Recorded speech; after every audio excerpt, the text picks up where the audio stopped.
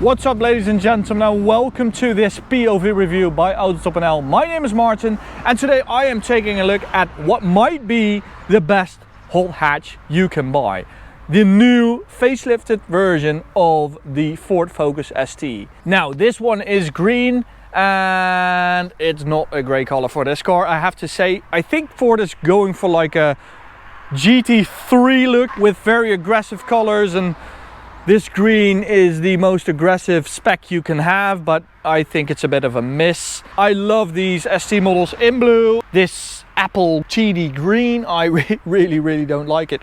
What I do like is this wheel design. Dedicated Focus ST wheel, 19-inch with Pirelli P0s, with a bespoke tire for Ford, because there is a little logo FP, that's like Ford Performance. So you really notice the difference, because normally I don't like these P0s, like the universal P0 I really don't like, but these FP ones I really do like. And they also do that for the BMW M3, for instance. It's also a bespoke tire, and these bespoke ones I really like. Now, the exterior of the car hasn't changed that much. We have two exhausts. No fake stuff going on, so good job by Ford. The downside of this car is that it doesn't even look like an ST. Yes, there is an ST badge right there. It has the dual exhaust, but that's it basically. Yeah, the wheels, but a little spoiler. It doesn't look that much better than a normal Focus with an ST line pack, which is both a good and a bad thing. It's a bad thing because I like my hot hatch to look like a special thing, like a Clio V6. Great example with that wide body. Same goes for the new Renault Megane RS. That's also really great.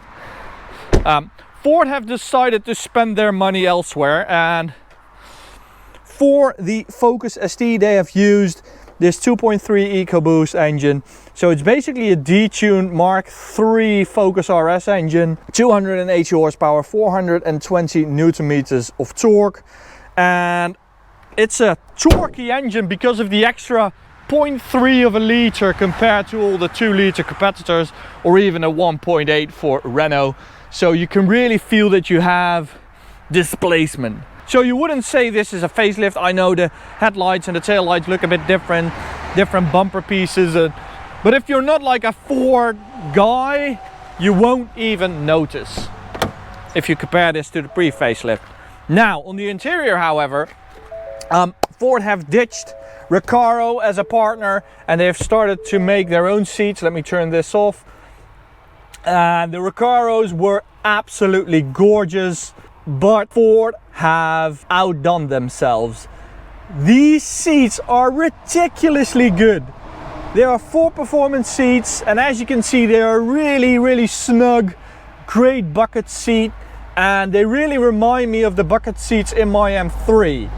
Seating position, support wise, it really is that good. They have done an amazing job with these seats, and it's all leather. Even this piece is leather. This is a very soft material that your kids can kick into, so they have really thought of everything when it comes to the seats. They absolutely nailed it. So we were really sad to hear that they ditched their partnership with Recaro, but it turns out it's great news actually. Electrically adjustable seats, seating position absolutely perfect. The steering wheel, nice shape, nice size. It's very nice to adjust, so it comes towards you quite a lot, and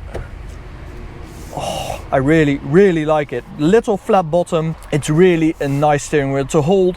It's actually nicer than the one you find in an M3, for instance. So a lot of good news on the interior. There's also bad news. This is fake carbon fiber, and it's super fake.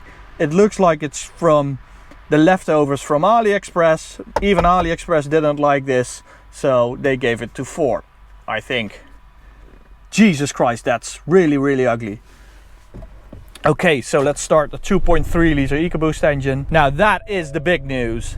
We have a new infotainment system, which is this massive screen. It's 13.2 inch. That's really large, and I just love it. It works like a charm, and it of course has Apple CarPlay, which I always use, and it's so convenient. You can even run two sedans systems at the same time. How cool is that? Don't know why you would do that, but it's cool that you can, right? Okay, let's get driving. I have a very nice road for you guys today. So let's start in, we have different driving modes. In normal mode. So we have normal, sport. What is that? And track. Which looks like I'm playing freaking Mario Kart. That could have been a bit better, right? There we go. Back to normal mode. Now, the ST models. Let's start with the Fiesta ST, the 3-cylinder. I really like that as a proposition. Small hatchback with a nice 3-cylinder with a lot of character. Then you have the Puma ST. It's a bit bigger, it's a bit taller. Also really love that car. And this Focus ST, it's the bigger brother with an extra cylinder. It's a 4-cylinder. Now the Fiesta and the Puma have one thing in common. They both are the best cars in their class. Now the Focus ST has a bit more competition. So the Megane RS Trophy, the Golf GTI Club Sport, the Hyundai i30, and all great cars. Now let's find out if this is also as great or even greater. So in normal mode, it already has a great balance to it. It is such an amazing car to drive. The suspension setup is just perfect. So we have an adaptive suspension in normal mode. It's already really sporty, and in track mode it's just rock solid and quite hard, which isn't a bad thing. I mean, that's what track mode's for, but this normal mode for like street driving is the best. So the drivetrain, we have a 6-speed manual gearbox, which is lovely as always with the ST models. A lot of feel in the pedal, both the clutch and the brake pedal, and the shift is also really nice. You never miss a shift, and it's always crisp and just perfect. So let's put it into sport mode. So the fake sound changes. You get auto rev matching for the gearbox, and it's all just a little more aggressive. Now I think this mode is the nicest for a road like this, because it's still compliant, but it's as hard and as sporty as it can be on a normal street. So this really is a torquey engine. It's not really rev happy.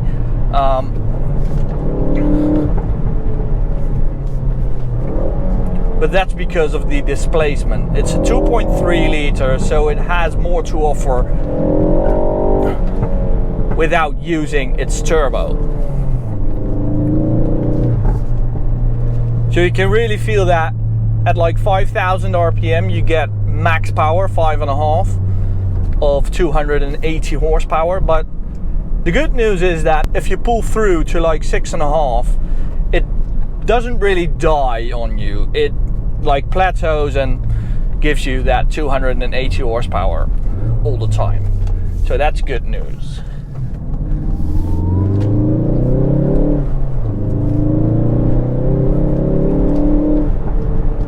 Oh, the steering is absolutely perfect. They have really nailed it at Ford. The suspension is this is such a nice car to drive. I mean, the compromise, the balance is just as good as it gets. It's a lot better than with Renault Megane RS, which is a lot more directed towards sporty driving and track driving. This is like 90% of the Megane RS trophy, and it's just a lot better on a daily basis. Now, this new screen, I absolutely love it. I've been using this car as a daily for like 3 days now,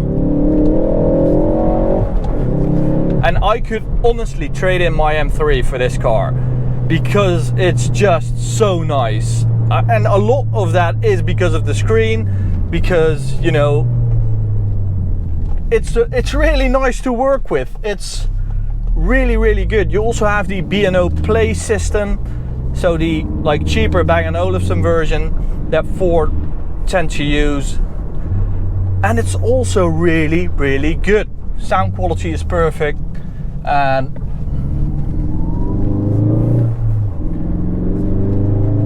man, it's just a cracking car. So this is the manual, which means we also have launch control.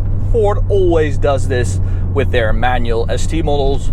You get launch control, which I will demonstrate in a moment when the road is a bit more straight.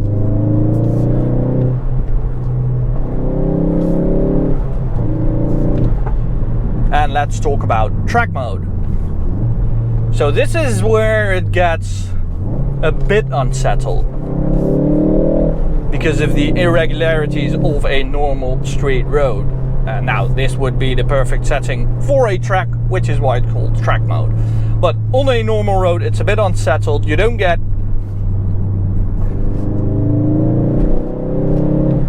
that much more in return. It's just more unbalanced, and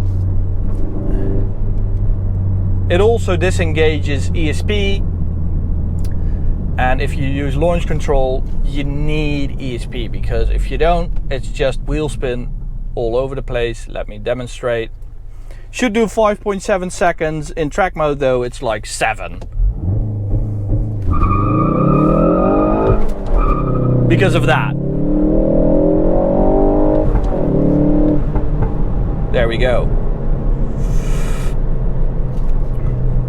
So it's really busy and not all that nice. So let's go back to sport mode and enjoy everything this car has to offer. It's such an all-rounder without getting boring and unfocused like a Golf GTI. So yeah, there's also a Golf GTI Club Sport with 300 horsepower, but for me this is so much more fun. We have a manual, perfect manual gearbox. We have a very nice engine. I really like it. It's just very different compared to the 2-liter TSI, which frankly I'm a bit done with. And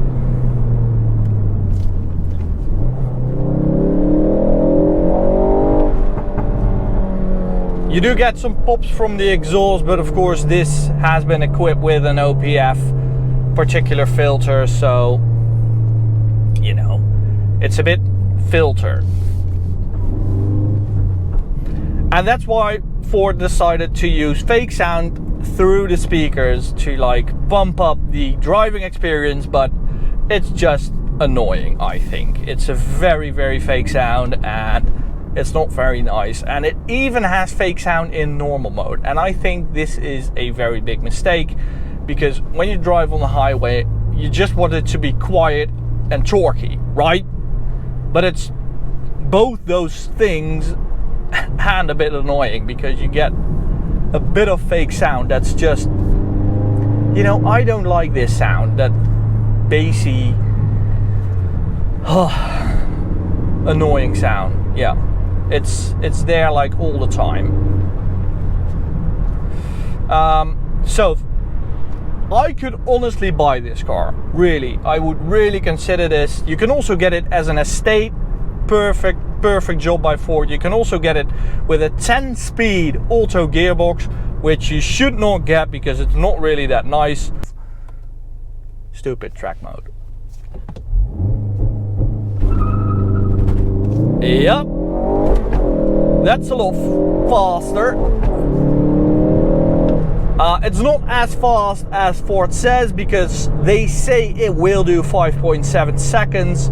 I did a 6.2. That was my fastest run, and I cannot imagine shaving off another half a second. But you know, maybe if one of Ford's pro drivers on a very hot day with Cup 2 tires, maybe then. But for a normal individual, it's practically impossible. But you know, you just don't care. You just don't care with this car. It's not about acceleration. It's not about being the fastest in a straight line. It's really about enjoying every single drive, every single day. And that's the cars I really like, and that's why I really like this Ford. So let's head over to the Autobahn because, yeah, you know, we're on AutoTopNL, we have to do it and talk about the numbers it will do.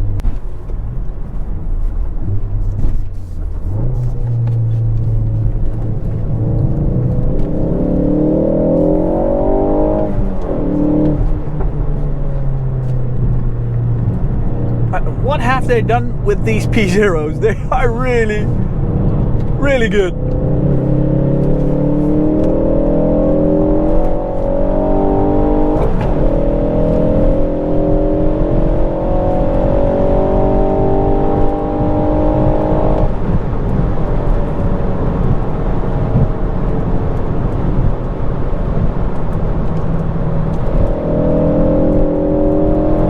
So this is where the character of the engine is really amplified. On the Autobahn, you can really feel that low down. It will pick up and deliver you big torque, 420 Newton meters of it, and it will keep delivering all the time, which is really nice.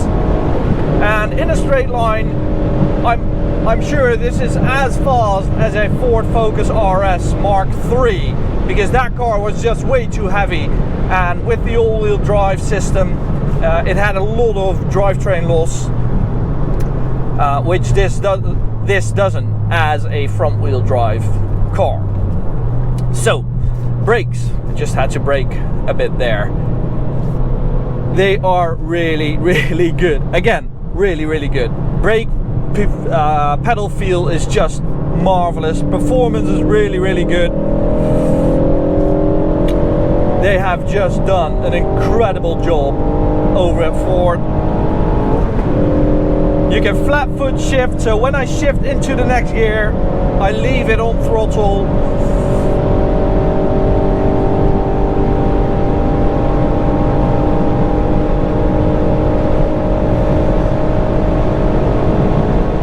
High speed stability, absolutely perfect.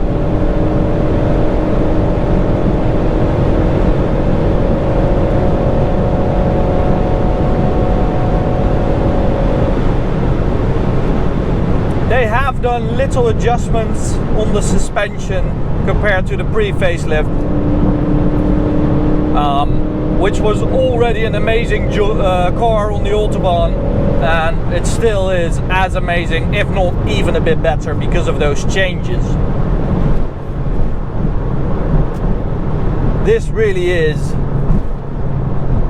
a very impressive hot hatch.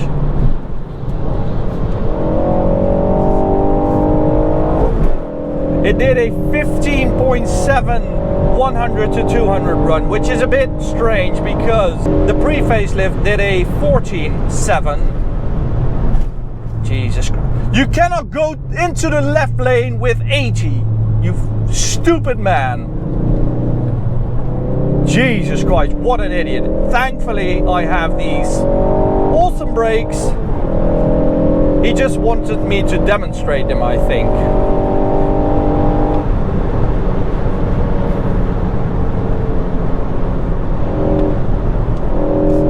So what was I? Yeah, 15.7, 200, and the pre-facelift did a 14.7. I just noticed that power delivery is a bit inconsistent. So if you do a lot of runs, the one run will be significantly faster than the other. And that's a bit strange. That's a bit of a downside. But as I said before, it's really not about the straight line performance. It's about everything into one package. Awesome seats, awesome engine, awesome gearbox, awesome brakes. That screen, it's just perfect. It's now a reason for me to get this car instead of a reason not to get it, like with the pre-facelift. It's all good news, I think. Well, they should never have ditched the analog speedometer for this stupid digital one. But that's basically it. I wouldn't be surprised if at some point I would buy this car. I really wouldn't. So let's see if we can do a top speed run near to the border.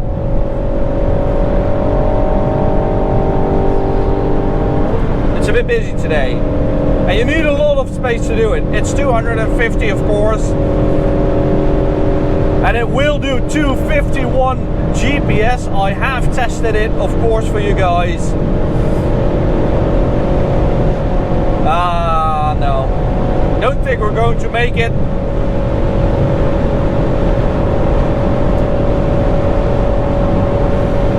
That's 250. On the speedo, it will do 258 on the speedo.